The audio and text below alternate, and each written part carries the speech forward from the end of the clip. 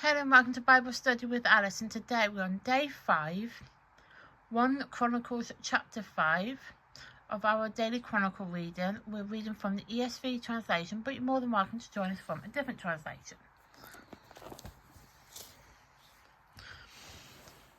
As you can see, we are on Chapter 5. These videos are filmed in real time. Today's date is the 20th of May 25 and it's a Tuesday. You can find the previous 4 chapters in the playlist below. There is a couple of disclaimers, and that is this video is unedited. I probably will stumble on my wording and mispronounce some of the names, but I do try my best. But if you have noticed that you might know the correct pronunciation, just let me know in the comment box below. Let's get started.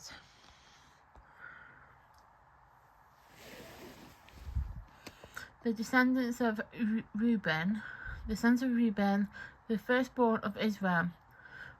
For he was the firstborn, but because he defiled his father's couch, his birthright was given to the sons of Joseph, the son of Israel, so that he could not be enrolled as the oldest son, though Judah became strong among his brothers, and the chief came from him, yet the birthright belonged to Joseph. The sons of Reuben, the firstborn of Israel, Hanok, Palu, Hezron, and Carmi.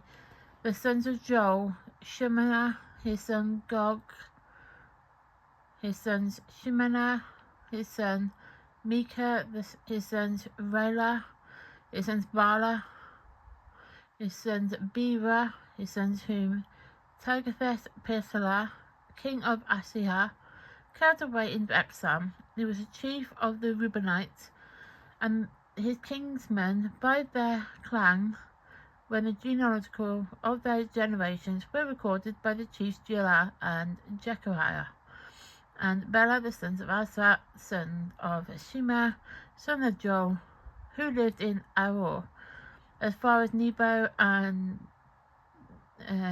Balamanon. He also lived in the east as far as the entrance of the desert this side of the Euphrates, because their livestock had multiplied in the land of Gilead. And in the days of Saul they waged war against the Hagridites, who fell into their hands, and they lived in their tents throughout all the regions of east of Gilead. So now we're going to be looking at the descendants of Gad. The sons of Gad lived over against them in the land of Bashan, as far as Salakah, Joel, the chief Shaphanam, the second Jelena, and Shippatat in Bashan, and their kinsmen according to their father's house, Michael, Masalam, Sheba, Jorah, Jachan, Zia, and Eber 7. These were the sons of Abraham, the sons of Huri, sons of Jahor, sons of Gilad, sons of Michael, son of Jeshua, sons of Jehudah, sons of Buz, Aha, the son of Abidah, sons of Junah, was chief in their father's house, and they lived in Gilead, in Bashan, and in its towns, and in all of its pasture lands, of Sharon to their limits. All these were recorded in the genealogies in the days of Jotham, king of Judah, in the days of Jeroboam, king of Israel. The Reubenites and the Gadites and half of the tribe of Manasseh had valiant men who carried shields and swords and drew bow experts in war. 44,760 able to go to war. They waged war against the Hagridites, Judah, Naphtha, and Nobad. And when they prevailed over them, the Hagridites and all who were with them were given into their hands, for they cried out to God in battle and granted their urgent plea, because they trusted in him. They carried off their livestock of 50,000 of their camels, 250,000 sheep, 2,000 donkeys, and 100,000 men alive. For many fell because of the war of God, and they lived in their place until the exile. So then now we're going to be looking at the half tribe of Manasseh. The members of the half tribe of Manasseh lived in the land They were numerous from Manasseh, Balaam, Huron, Sinir, Mount Hermon. These were the heads of their father's house: Ephah, Ishah, Elah, Esdra, Jemaniah, Hudvah, Jehiel, mighty warriors, famous men, heads of their father's house. And they broke with faith with the God of their fathers, and whored after God, all the people in the land, whom God had destroyed before them. So God of Israel stirred up the spirit in Pul, king Asari, the spirit of Telegatha-Pileser, king of Ezelah, and he took into exile, namely the Reubenites and the Gadites and the half the tribe of Manasseh, and brought them Halah, Habor, Hara, and the river Gozan to this day. So that is chapter 5 complete. Tomorrow we'll be looking at chapter 6. So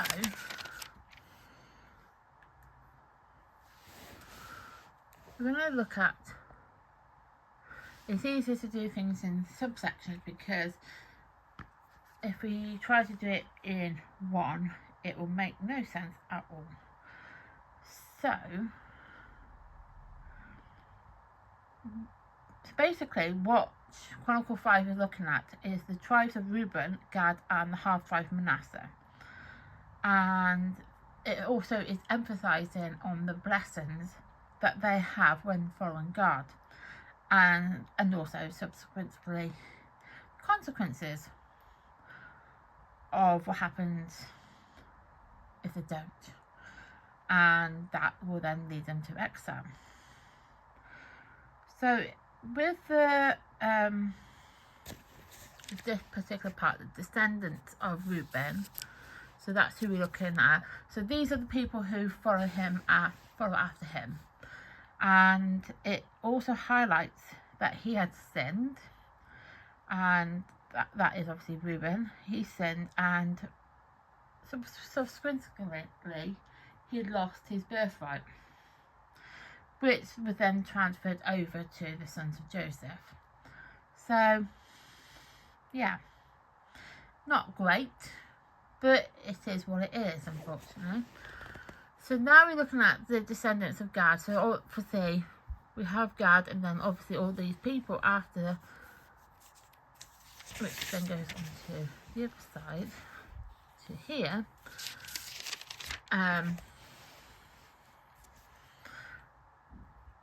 Obviously are the people who are descendants of him, so they came after him.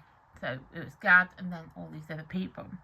But this talks about the emphasis on how Gad's warriors who trusted in God, and they were victorious over the Haggadites. And this then demonstrates the importance of prayer and faith in times of conflict. So when you're having conflict and you're lacking, or you need faith, you pray. So obviously they were like praying and having that faith in their prayer that they hopefully will overcome the conflicts that they were occurring during obviously that time after Gad, basically. And then the half tribe of Manasseh, which is this bit here to the end.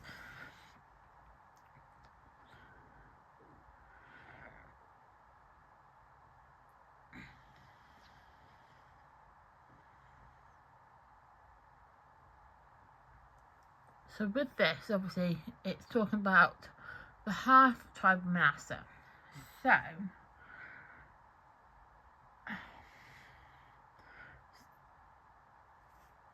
I'm just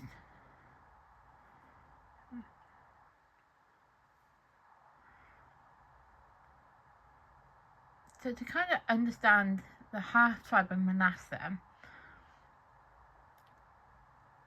it's basically a portion or a small group of that tribe. Is basically what a half tribe of Manasseh is. So obviously you have the whole tribe of Manasseh, and then you've got like a small portion of it, and they settled on the east of the Jordan River. And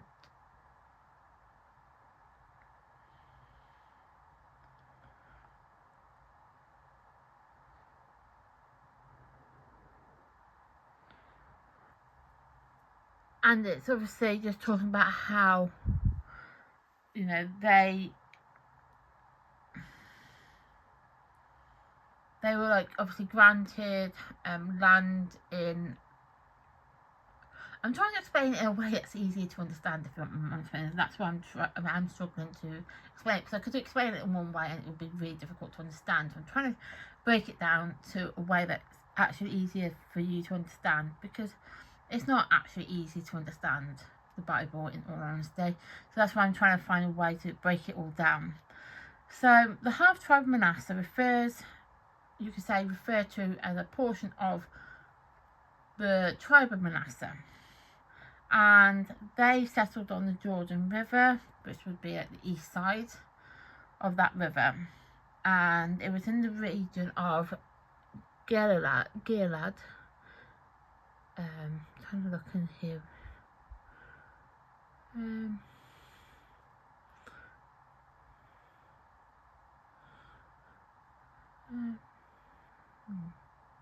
Doesn't mention it as such in this section that they would have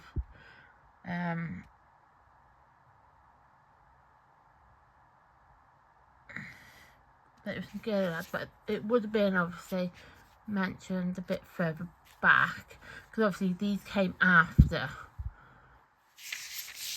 So to explain it, so these people were first. So you had these first, the descendants of Reuben, and then it went into the descendants of Gad. So these Gad came after Reuben, and then the half tribe of Manasseh, or the tribe of Manasseh, came after Gad and Reuben. So naturally it's going to be in the same region. So Gilead would be in that region. But this is why I say this is actually a book of history, because why I say that is, so when you go into the other books of the Bible, it explains things better, like there's more like a detailed event. So these the book of Chronicles only explains things in like small subsections, so there's not like a full picture. But you will find the half tribe of Manasseh in the book of Numbers. So the book of Numbers is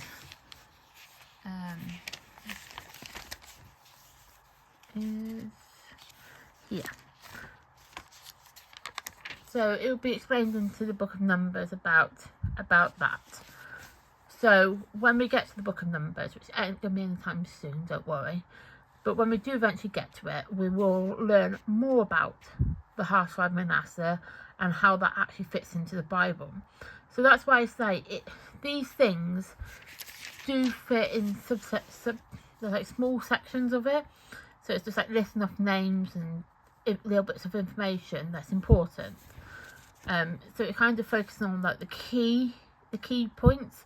So obviously we've got the descendants of Reuben, and then it talks about the key points of that, and then we go obviously go into the descendants of Gad, and then it explains the key points of that, and then obviously it goes into the half tribe of Manasseh and explains the key points of that. But the main point of the half tribe of Manasseh will be found in the book of Numbers, and we will eventually get to that eventually. So we don't need to worry about that. We will explain it in more detail, and it will be able to explain how, you know, why there's a half tribe, not the full tribe. Like what happened to the full tribe? Why is it now a sub tribe? We'll find all that information in the book of Numbers when we eventually get to it. But we've just got to get to it. Got to get through the Chronicles first before we can get into anything else. But this is what I mean. This book, the book of Chronicles, has things split into smaller bite-sized portions so we can better understand it. But when we want to fully understand what each bit means, like when we want to learn about Reuben, Gad, and obviously half tribe of Manasseh, we'll have to go and find them in the books the other books in the Bible. It's just small bite-sized bits to kind of get you to understand. So it's a bit like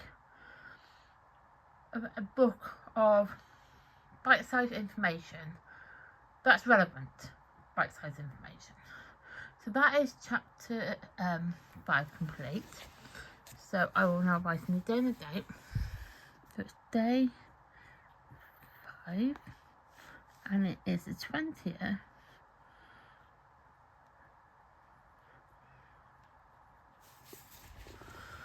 We're on the 20th of May. So tomorrow we will be doing chapter 6.